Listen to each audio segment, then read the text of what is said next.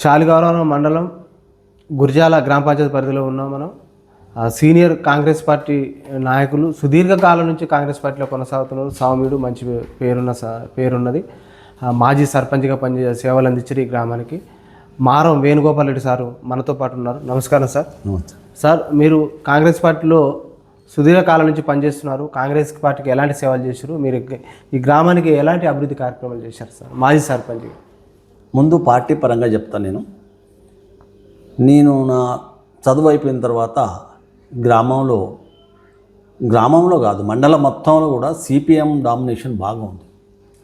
నర్రా రాఘవరెడ్డి గారు ఎమ్మెల్యేగా ఉండి మా గ్రామ వాస్తవుడు పనికర లింగయ్య అని ఎస్సీ సమితి ప్రెసిడెంట్గా ఉంటూ, సమితి ప్రెసిడెంట్ కంటే ముందు మా విలేజ్లో ఆయన ఆధ్వర్యంలో ఎన్నో రకమైన అరాచకాలు ఇబ్బందులు జరుగుతూ ఆయన మండల స్థాయిలో తర్వాత సమితి స్థాయిలో ఎదిగిన తర్వాత వాళ్ళు పార్టీ పరంగా సమితి ప్రెసిడెంట్గా అవకాశం ఇచ్చిండ్రు.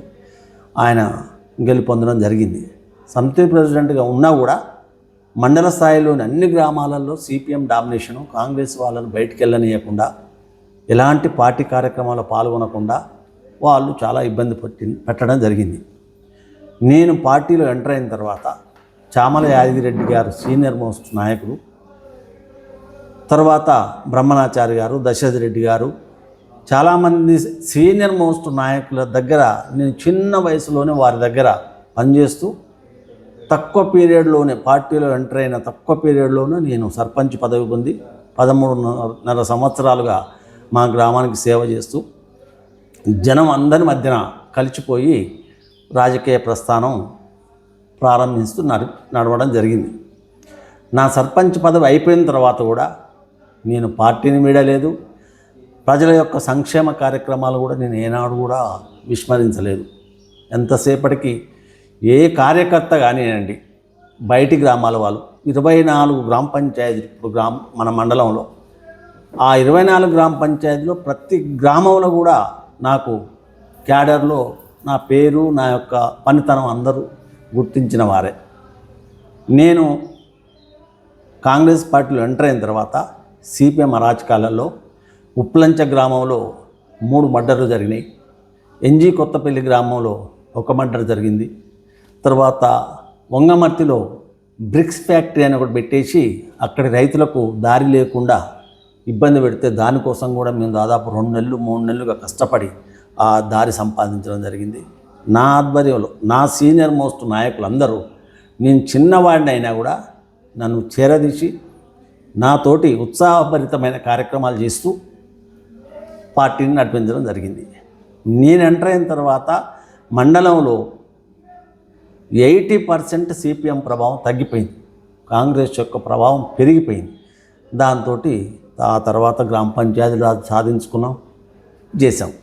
ఆ తదుపరి మా గ్రామంలో నేను సర్పంచ్ అయిన తర్వాత వాటర్ ప్లాంట్ పెట్టాను. తర్వాత ఎన్టీఆర్ ముఖ్యమంత్రిగా ఉన్న సందర్భంలో మూసీ నది నుండి లిఫ్ట్ బావులు అనేది ఇచ్చిండ్రు. మా గ్రామానికి 2 బావులు వస్తే ఒక బావి మొత్తాన్ని నేనే టేకప్ చేసి బావి తీయించేసి పైప్ లైన్ వేసి మోటార్ ఫిట్ చేయించేసి 200 ఎకరాల భూమి సేద్యం చేయించినాను. పడావు పడి ఉన్న భూములను 200 ఎకరాలు వ్యవసాయం కిందకి తీసుకొచ్చేసి రైతులకు మేలు చేయడం జరిగింది. చేసిన తర్వాత 4 సంవత్సరాలు కంటిన్యూగా నడిచిన తర్వాత 8 పంటలు పండిన తర్వాత ఈ రైతులలో ఓ రకమైన అశ్రద్ధ వచ్చి ఆ లిఫ్ట్ బాయ్ని మెయింటైన్ చేయడంలో విఫలమైపోయి దాన్ని వదిలిపెట్టేసిండ్రు. అయినా కూడా అవన్నీ అటు పోయినా కూడా మా గ్రామంలో కుటుంబాల మధ్యన, అన్నదమ్ముల మధ్యన, తండ్రి కొడుకుల మధ్యన ఎవరికి ఎలాంటి భూ సమస్యలు వచ్చినా కూడా కూర్చోబెట్టి పరిష్కరించి వాళ్ళకు ఎవరికి చెందాల్సిన భూమిని వాళ్ళకి చెందేటట్టుగా వ్యవహారం చేస్తూ పార్టీ కార్యక్రమాలు నడుపుకుంటూ వస్తున్నాను. సార్, మీరు సీనియర్ నాయకులు, సుదీర్ఘకాలం నుంచి కాంగ్రెస్ పార్టీని కొనసాగుతున్నారు. మీరు అంచెలంచెలుగా కాంగ్రెస్ పార్టీ ఎనలేని సేవలు చేశారు. మీరు 2 పర్యాలు సర్పంచ్గా కొనసాగారు సార్. మీరు ఈ 2 పర్యాలు సర్పంచ్గా ఉన్న టైంలో ఎలాంటి అభివృద్ధి కొనసాగించారు? ప్రజలకు సంక్షేమాన్ని ఏ విధంగా ముందు తీసుకుపోయారు సార్? సంక్షేమం అంటే ఇప్పుడు మీకు చెప్పాను కదా, ఇప్పుడు సంక్షేమం అనేది టేకప్ చేయడం కాదు. నకరికల్ నుంచి శాలిగౌరవం వరకు అంటే గుర్జాల వరకు బీటీ రోడ్ రావడం కానీ, పలివాడ నుంచి శాలిగౌరవం ప్రాజెక్టులోనికి ఫీడర్ ఛానల్ ద్వారా వాటర్ రావడం కానీ, ఎప్పుడో నైజాం కాలంలో తీసిన కాలువను గండ్లు పడేసి నీళ్లు సరిగా వచ్చి ప్రాజెక్ట్ నిండకపోవడం వల్ల ఇబ్బందులు పడుతుంటే రైతులు ఆ ఫీడర్ ఛానల్ను బాగు చేయించడం, ఇలాంటి కార్యక్రమాలు అన్నీ కూడా ప్రతి సేవా కార్యక్రమంలో పార్టీ పరంగా నేను పాల్గొన్నానండి. ఒకటి అని రెండని చెప్పడానికి అవకాశం లేదు. ప్రతి కార్యక్రమంలో నా పాత్ర ఉంది, నా యొక్క సేవ ఉంది. సార్, ఈ గుర్జాల గ్రామం అనేది నియోజకవర్గానికి దూరంగా ఉంది. ఇక్కడ ప్రజలకు విద్యా వైద్యం ఎలా అందుతుంది? మీ ఆధ్వర్యంలో ఎలాంటి సౌకర్యాలు అందించారు సార్? మా గ్రామంలో నేను సర్పంచ్ అయిన 1988లో 7th క్లాస్ వరకు మాత్రమే అప్పర్ ప్రైమరీ స్కూల్ ఉండే. ఆ తర్వాత నేను సర్పంచ్ అయిన 88 నుంచి 88, 89, 93 సంవత్సరాలు ఒక్కొక్క క్లాస్ చొప్పున హై స్కూల్ లెవెల్ తీసుకొచ్చేసి జిల్లా పరిషత్ హై స్కూల్ చేయడం జరిగింది. అయితే మా గ్రామానికి 5 గ్రామాల వాళ్ళు అనుబంధంగా పిల్లలు, దాదాపు 297 మంది పిల్లలు మా స్కూల్లో చదువుకునేవాళ్ళు. ఎంజి కొత్తపల్లి, మణిమెద్దే, ఎల్దేవి, మానాయకుంట, తుడుమిడి, గురిజాల, ఈ 5 గ్రామాల పిల్లలు మా దగ్గర చదువుకునేవాళ్ళు. దాదాపు 16 మంది టీచర్ స్టాఫ్ ఉండేది మాకు. అంత మంచిగా నడుస్తూ కార్యక్రమాలు నిర్వహిస్తూ ఆ స్కూల్ యొక్క అభివృద్ధి కోసం డెవలప్ చేస్తే ఆ తదుపరి ఈ పబ్లిక్ ప్రైవేట్ స్కూళ్ళకు బాగా ఇదైపోయి వాళ్ళు హై స్కూల్ కుంటుపడే రీతిలో చేయడం జరిగింది. అది అట్లా జరుగుతూ వచ్చింది. ఆ తర్వాత నేను మహిళా సంఘాలు కానివ్వండి, ఈ మహిళా సంఘాలు ఇప్పుడు ఉన్నాయి చూసారా, వాటికంటే ముందే నేను మా విలేజ్లో మహిళా సంఘాలను ఏర్పాటు చేసి వాళ్ళ నుంచి నెలకు 25 రూపాయల చొప్పున కలెక్ట్ చేసి వాళ్ళ ఖాతాలో జమ చేస్తూ వాళ్లకు పొదుపు అనేది ఎట్లా అనేది నేర్పడం జరిగింది. ఆ రకంగా చేస్తూ వస్తున్నాను. రెండవది, మా దగ్గర పాల సెంటర్, నేను 35 సంవత్సరాల కంటే సర్పంచ్ ఉన్నప్పటి నుంచి కూడా మిల్క్ సెంటర్ ఏర్పాటు చేసి మదర్ డైరీ ద్వారా, హెరిటేజ్ ద్వారా, తర్వాత విజయ డైరీ ద్వారా ఇవన్నీ చేసి ఇప్పుడు ఈ రోజు వరకు కూడా నేను మిల్క్ సెంటర్ మెయింటైన్ చేస్తూ నెలకు 2.5 లక్షల రూపాయలు రైతులకు పాడి కింద నేను వాళ్ళకి రాబడి చూపిస్తున్నాను, అవి చేస్తున్నా. ఇట్లా ఏదో ఒక కార్యక్రమం ద్వారా రైతులకు మేలు జరిగే పద్ధతులే తప్ప వాళ్ళకు రైతు బంధు రాకపోయినా, రుణమాఫీ కాకపోయినా ఎన్నో కార్యక్రమాలు చేస్తూ వస్తున్నాను. రెండవది, నాకు ఇప్పుడు వయస్సు ఈరోజు 72 పూర్తి, రేపటి నుంచి 73, మే 1వ తేదీ నా పుట్టినరోజు. అయితే ఇప్పటికి కూడా ఎస్బీఐ శాలిగౌరవం బ్రాంచ్ ద్వారా సిఎస్పి అంటే కస్టమర్ సర్వీస్ పాయింట్ అనేది టేకప్ చేసి 6 సంవత్సరాలుగా బ్యాంకు నడిపిస్తున్నాను. బ్యాంక్ సేవలని నా దగ్గరనే, ఏది డిపాజిట్ చేసుకున్నా, విత్డ్రా చేసినా, ట్రాన్స్ఫర్ చేసినా, ఎలాంటి కార్యక్రమాలైనా నా ద్వారానే చేస్తాను. నా కింద 6 గ్రామాలు, కొత్తపల్లి, మణిమెద్దే, ఉప్పులంచ, రావంజపురం, తుడుమిడి, గురిజాల, ఈ 6 గ్రామాలను నేనే మెయింటైన్ చేస్తాను.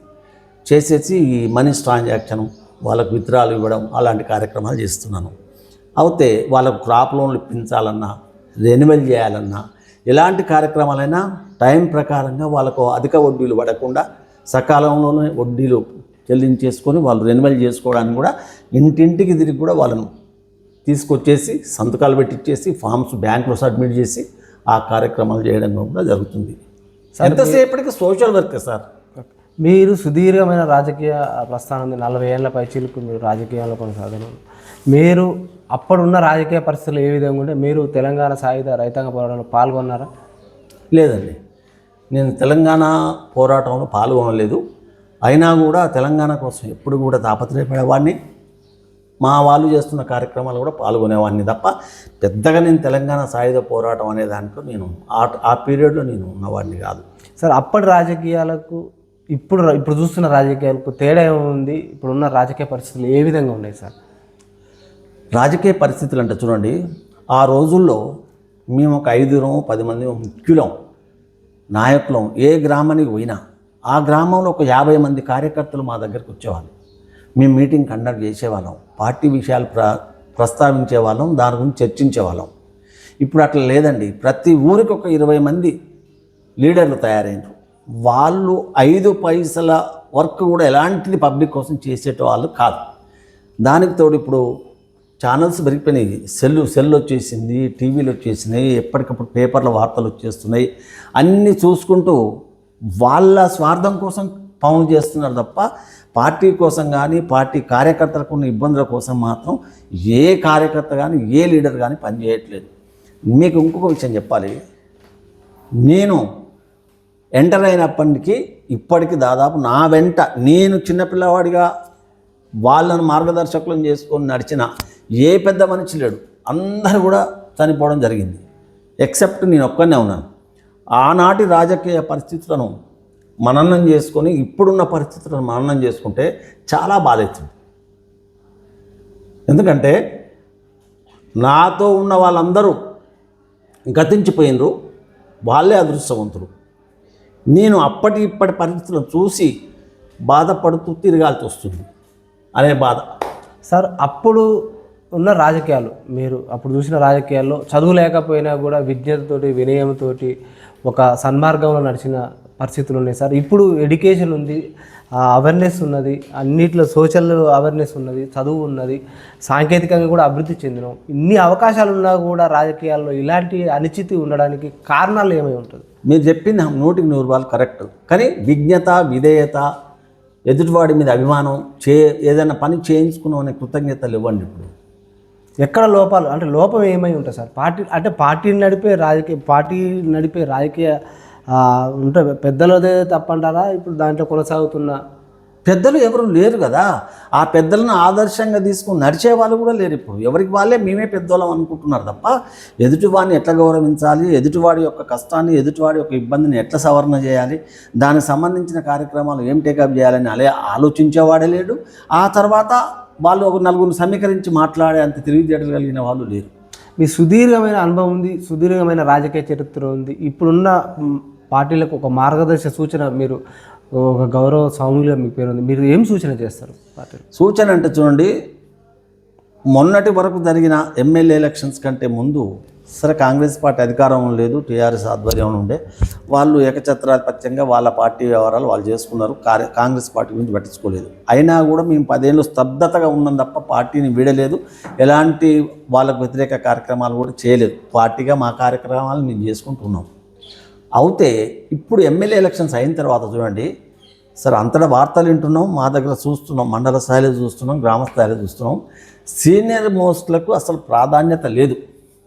అనుభవం లేని వాళ్ళకు, ఇప్పుడు అందరూ అంతో ఎంతో 10th వరకు చదువుకుని ఉన్న వాళ్ళే 10th వరకు చదవంగానే పబ్లిక్ యొక్క ఇబ్బంది, వాళ్ళ యొక్క పరిస్థితి అర్థం చేసుకునే పరిస్థితి లేరు వీళ్ళు.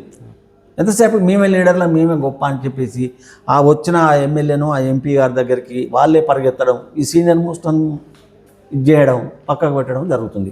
ఆ నాయకులైనా సరే సీనియర్ మోస్ట్ ఎవరు, ఈ గ్రామంలో ఎవరు, ఈ మండలంలో ఎవరు, గతంలో ఎప్పటి నుంచి పార్టీని నడిపించారు, వీళ్ళు పార్టీ గురించి ఏం చెప్తారని ఇట్లా మీరు ఇప్పుడు ఇంటర్వ్యూ తీసుకుంటున్నారు. ఆ నాయకులే, ఆ పెద్దలే మరి గ్రామాన సర్వే చేసి మరి ఏ విలేజ్లో ఏది ఉంది, ఏ మండలంలో ఏముంది, ఏ నాయకుడు ఏం చేసిండు, ఇప్పుడు ఏ నాయకుని పక్కకు పెట్టిండ్రు, ఎవరు కొత్త వాళ్ళు వస్తున్నారు, ఈ కొత్తవాడి యొక్క పరిస్థితి ఏంది అనేది అర్థం చేసుకొని చేస్తే పార్టీని ముందుకు తీసుకుపోవడానికి అవకాశం ఉంటుంది.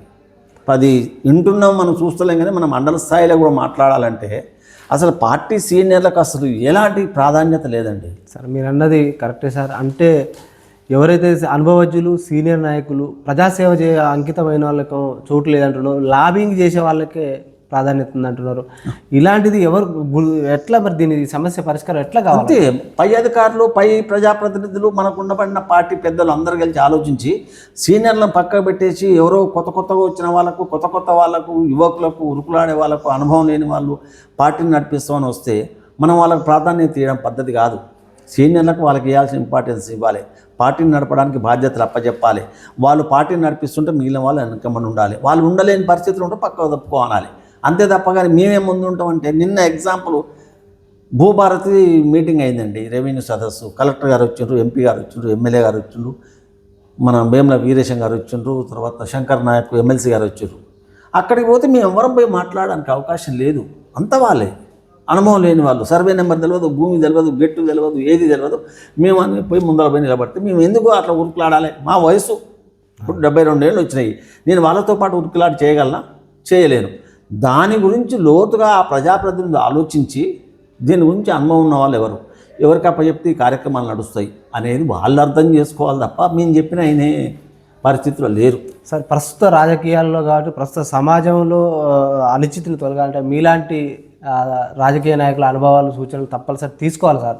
పార్టీలు గుర్తించాలి, ప్రజలు గుర్తించాలి. ఆ విధంగా ఉంటేనే గ్రామాలు మంచిగా సంతోషంగా కానీ అభివృద్ధి పదంలో ముందుకు పోతాయి సార్. అలాగే సార్ మీరు ఈ సుదీర్ఘకాలం నుంచి పనిచేస్తున్నారు కాంగ్రెస్ పార్టీలో. గత 10 ఏళ్ళ బీఆర్ఎస్ పాలనలో ఎలాంటి అభివృద్ధి సంక్షేమం జరిగిందంటారు?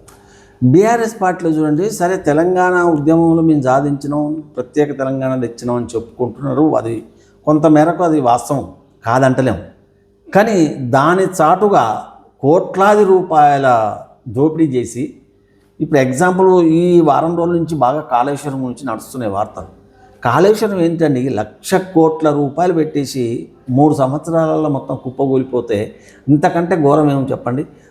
మొన్న ఒక అతను అంటున్నాడు, నువ్వు ట్యాక్సీ కార్లో తిరిగేటోని ఇవాళ 5 కార్లు మెయింటైన్ చేస్తున్నావు అంటే ఎక్కడి నుంచి వస్తుందండి సొమ్ము? కష్టం చేయదు ఏం చేస్తుంది, ఒట్టిగానే వస్తుందంటే దాని అర్థం ఏంది? నువ్వేదో చేస్తున్నట్టే కదా, పొరపాటు చేస్తున్నట్టే కదా. మరి దాన్ని అర్థం చేసుకోవాలి అందరూ, ప్రజలు అర్థం చేసుకోవాలి, నాయకులు కూడా అర్థం చేసుకోవాలి. ఊరికనే నువ్వో మాట అంటే నేనో మాట అంటున్నంటే పోటీకి పోటీ సై సై అని అంటాం, చెట్టు కింద చెట్టు మీద అనే మాటలు అవి పద్ధతిగా. యథార్థంగా నేనేంది, నా పరిస్థితి ఏంది, ఒకప్పుడు నేను ఏ విధంగా బతికినా, ఇవాళ ఏ విధంగా బతుకుతున్నా, నేను ఈ విధంగా బతకడానికి నాకు ఏంటి కారణాలు, నేను ఏదో ఒక ల్యాబింగ్ ఏదో ఒక ఇది చేస్తేనే కదా నాకు ఇంత జరిగింది అనేది అర్థం చేసుకోవాలి. ఇప్పుడు నేనున్నా అండి, నాకు మా ఫాదర్ నాకు పంచిచ్చింది 13 ఎకరాల భూమి, మొత్తం సెంటు లేకుండా అమ్మేసిన, తర్వాత మళ్ళీ కొనుక్కున్నా, తర్వాత మళ్ళీ అమ్మేసిన. నేను ఎంతసేపటికి పార్టీ కోసం కార్యకర్తల కోసం పెట్టాల్సిందే తప్ప నేను ఎవ్వరి దగ్గర రూపాయి తీసుకునేది లేదు. ఎవ్వరికి కూడా నేను ఎక్కడికి కార్యకర్తను తీసుకపోయినా వాళ్ళ ఆకలి దప్పులు చూస్తాను, వాళ్ళ ప్రయాణ ఖర్చులు చూస్తాను, నా ఖర్చులు నేను చూసుకుంటాను. మనం పోతున్న అధికారి దగ్గర ఏదైనా ఖర్చులు ఉన్నా కూడా అలాంటి ఖర్చులు కూడా నేనే మెయింటైన్ చేస్తాను. అట్లా చేసి ఆస్తి అంతా పోగొట్టుకున్నాం.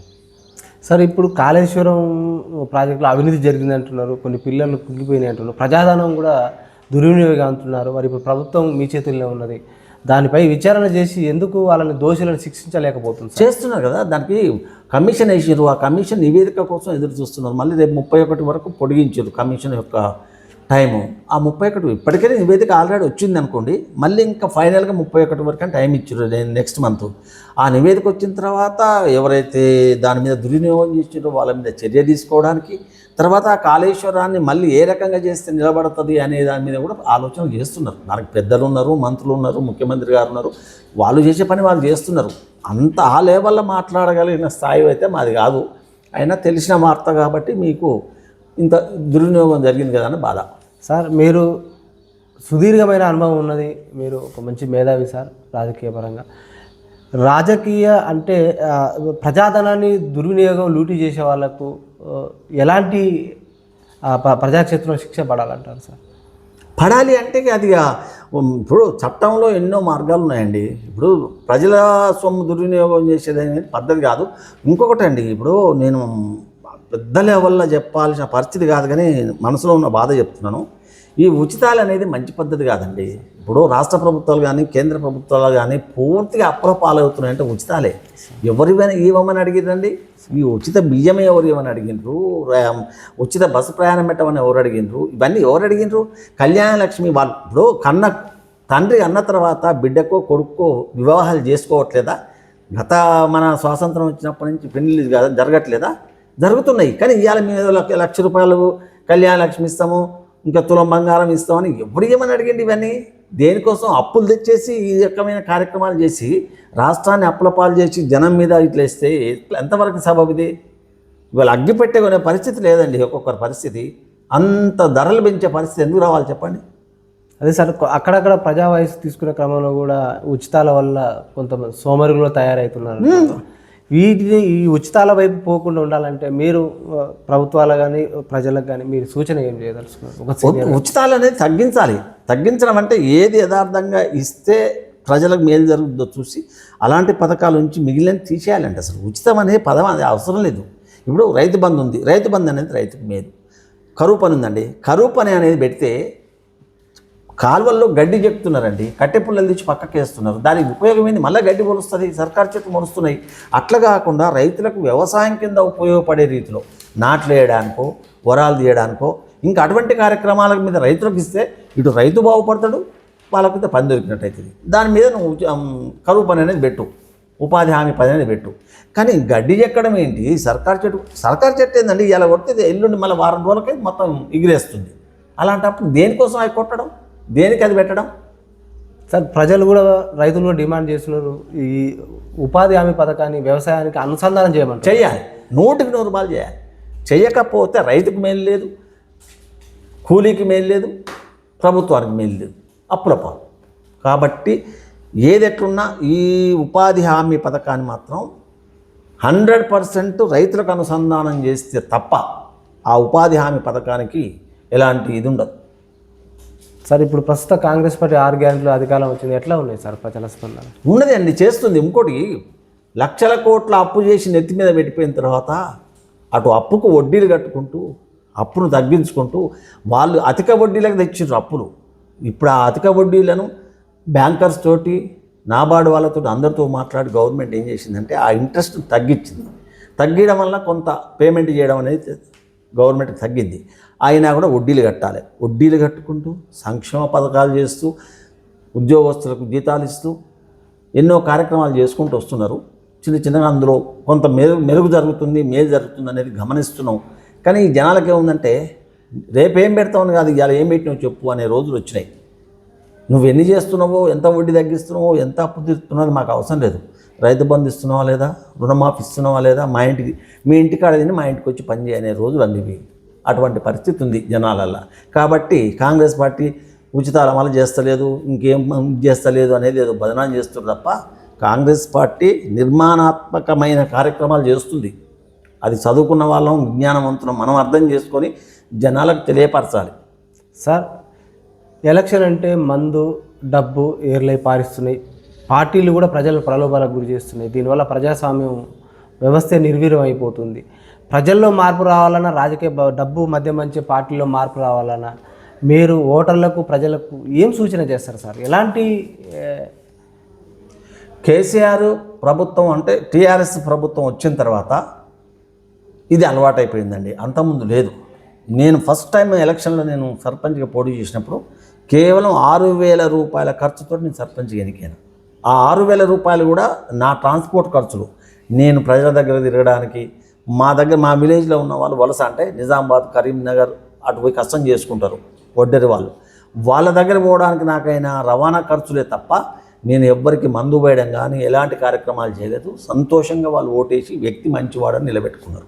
ఇప్పుడు అట్లా కాదు, మన ఇంటి పక్కన ఉన్న ఓటర్ను మందలించినా కూడా ఏమిస్తున్నావు చెప్పు అంటున్నాను. ఇక్కడ ఎక్కడ బలహీనత ఇదవుతుందంటే ఎదుటివాడు ఇచ్చినప్పుడు నేను ఇవ్వకపోతే నేను వాడి ముందర మైనస్ అవుతున్నా కదా అనే భావన వచ్చేస్తుంది. వచ్చినప్పుడు ఎదుటివాడు 1000 ఇస్తే నేను 1,500 ఇవ్వాలి అనేది ఆటోమేటిక్గా దాన్ని నిర్ణయం చేసుకోవాల్సి వస్తుంది. దాంతో ఇట్లా డబ్బులు పంపిణీ, మందు పంపిణీ అనే కార్యక్రమం సాగిపోతుంది. సార్ యువత కూడా మద్యానికి, డ్రగ్స్కు బానిస అవుతుంది. ప్రజలు కూడా అది గత ప్రభుత్వంలో కూడా విపరీతమైన బెల్ట్ షాపుల వల్ల కూడా ఈ మద్యానికి, డ్రగ్స్కి బానిస అయిపోయి వాళ్ళ కుటుంబాలు చిన్నభిన్నం అయిపోయినాయి. ఇప్పుడు కూడా ఆ పరిస్థితి కొనసాగుతుంది. ఆ బెల్ట్ షాపులు ఇప్పుడున్న ప్రభుత్వం వాటిని నిర్మూలిస్తామన్నది, నియంత్రిస్తామన్నది చేస్తున్నది. కాంగ్రెస్ గవర్నమెంట్ ఎక్కడ ఎందుకు బెల్ట్ షాపులు అట్టే కొనసాగుతున్నాయి? వీటిపైన మీరు కాంగ్రెస్ గవర్నమెంట్ డ్రగ్స్ విషయంలో కానివ్వండి, ఈ గంజాయి అటువంటి వాటి విషయంలో కానీ గట్టి ఉక్కుపాదం తీసుకొని కార్యక్రమాలు చేస్తుంది.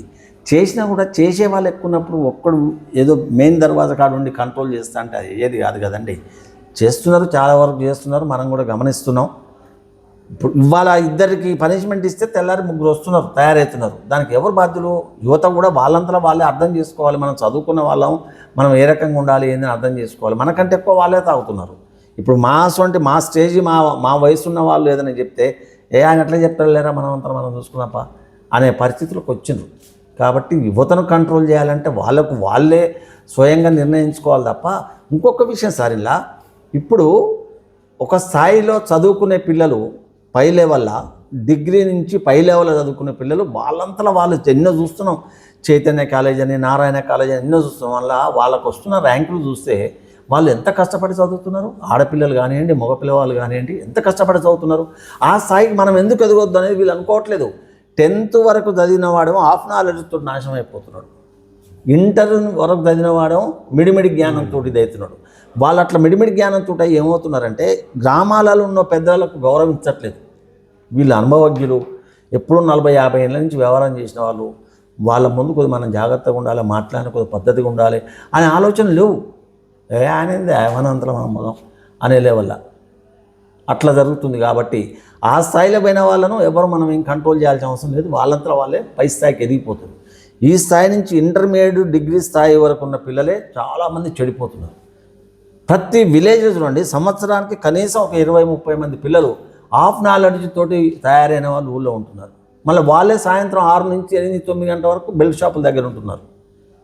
ఇప్పుడు నాసంటే వాళ్ళ బెల్ట్ షాప్ దగ్గర పోయి ఏం తాగుతున్నారా బాబు, మీరు తాగుతా పద్ధతేనా అని చెప్పి అంటే వింటారా? నువ్వేందా మాకు చెప్పేది అంటారు. అనిపించుకోవాల్సిన అవసరం ఏందని మా అంతలో మేము ఊరుకోవాలి. సార్, ఈ ప్రజలకు ఎమ్మెల్యే గారు, మంత్రి గారు అందుబాటులో ఉంటున్నారా? ఎలాంటి అభివృద్ధి కొనసాగుతుంది?